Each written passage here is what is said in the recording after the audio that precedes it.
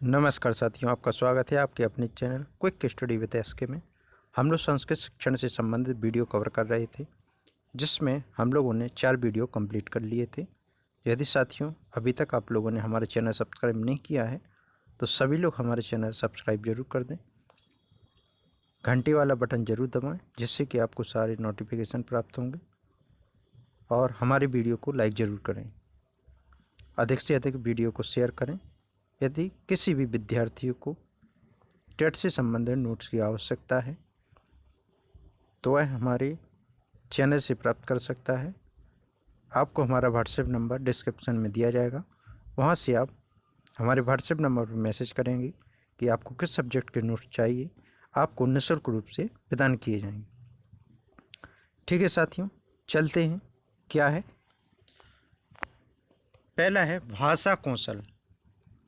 भाषा का स्वाभाविक एवं मनोवैज्ञानिक क्रम श्रव पले यानी कि श्रवण, वाचन, पठन और लेखन। इस प्रकार से 4 कौशल आपके दिए गए हैं। ठीक है,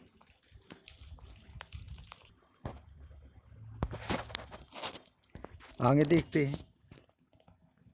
इनमें सर्वाधिक महत्वपूर्ण कौशल जो है पठन कौशल माना गया है। अगला पॉइंट देखिए, अनपढ़ व निरक्षर लोगों के लिए महत्वपूर्ण कौशल माना गया है और वाचन कौशल माना गया है, क्योंकि यदि वह पढ़ नहीं सकते तो कम से कम सुन तो सकते हैं ना। चलिए आगे देखते हैं। श्रवण कौशल, इस कौशल का मुख्य उद्देश्य भावों का अवबोध करना। ठीक है, भावों को जानना।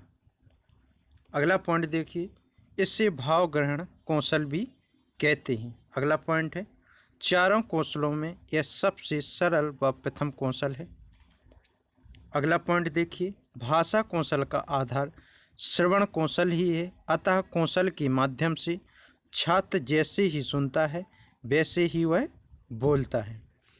अगला पॉइंट देखिए, अर्थ ग्रहण पूर्वक तथा अवबोध करके सूचना ही श्रवण कौशल कहलाता है। ठीक है, आगे देखिए।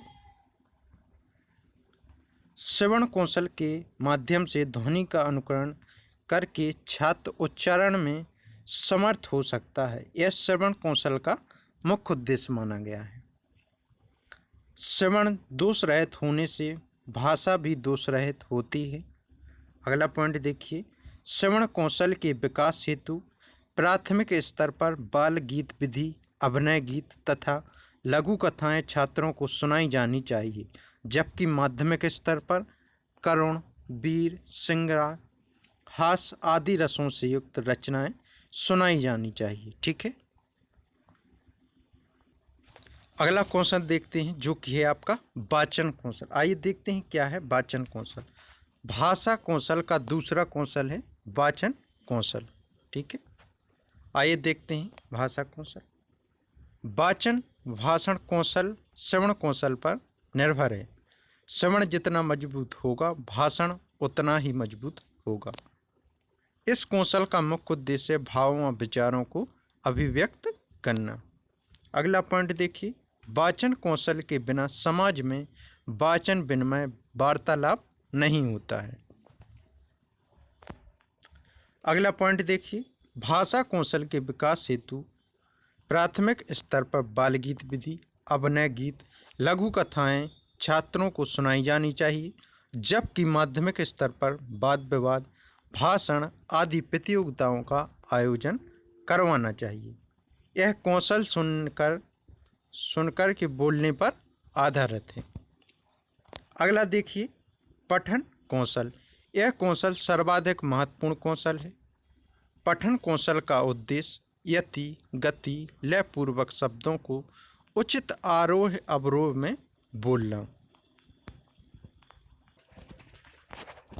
अगला देखिए, शब्दों को क्रमबद्ध रूप से पढ़ने की योग्यता प्राप्त करना। ठीक है,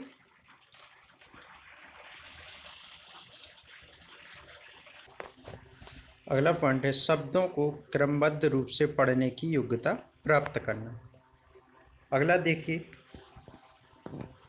अर्थपूर्वक पढ़ने की योग्यता प्राप्त करना। अगला पॉइंट देखिए, वाक्यों को वाक्यांशों में विभक्त कर पढ़ने की योग्यता प्राप्त करना। अगला पॉइंट है सौंदर्यानुभूति तथा भावानुभूति के साथ पढ़ने की योग्यता प्राप्त करना। अगला है पठन कौशल का मुख्य उद्देश्य। पठन कौशल का मुख्य उद्देश्य है अर्थपूर्वक पढ़ना। अगला पॉइंट देखिए, पठन कौशल का गौण उद्देश्य है उच्चारण शिक्षण। पठन कौशल की विधियाँ, पहली विधि है वर्णमाला विधि। पठन कौशल की सबसे प्राचीन विधि वर्णमाला विधि है। इस विधि के अंतर्गत सबसे पहले छात्रों को वर्णों का ज्ञान कराया जाता है, बाद में शब्दों से वाक्यों से गद्यांश की पूर्ति कराई जाती है। अगली विधि है चित्त विधि। मुख्य उद्देश्य देखो और कहो, जो दिखाई देगा वह आप उच्चारण करेंगे। पॉइंट देखिए, इस विधि को देखो और कहो विधि के नाम से भी जाना जाता है। अगला पॉइंट है इस विधि के द्वारा बालक में चित्रों को देखकर पढ़ने की कला विकसित होती है। अगली विधि है अनुकरण विधि। इस विधि के अंतर्गत छात्र अध्यापक की ध्वनि का अनुकरण करते हैं, जिसे सुनो और पढ़ो विधि कहते हैं। अगली विधि देखिए भाषा अभिलेख विधि या भाषा यंत्र विधि। यह विधि आधुनिक विधि है। पहला पॉइंट है इस विधि के अंतर्गत छात्र अध्यापक के माध्यम से विभिन्न प्रकार की सामग्रियों के साथ पढ़ना सीखता है। अगला पॉइंट है दृश्य श्रव्य सामग्री के लिए अभिलेख शब्द का प्रयोग किया जाता है, जैसे कि लघुवाफोन, संगणक यंत्र। वाक्य विधि, वाक्यों के माध्यम से अध्यापन कराना।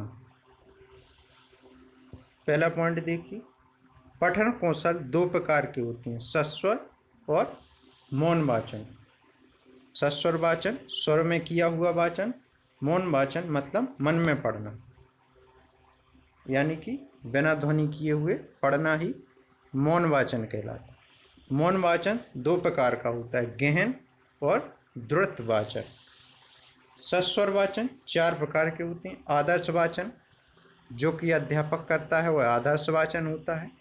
छात्र करते हैं अनुकरण वाचन। अगला है व्यक्तिगत वाचन, कोई विशेष व्यक्ति से करता है। अगला है संवेद वाचन, सभी एक साथ करते हैं। अगला है लेखन कौशल, यह सीखने का अंतिम कौशल है।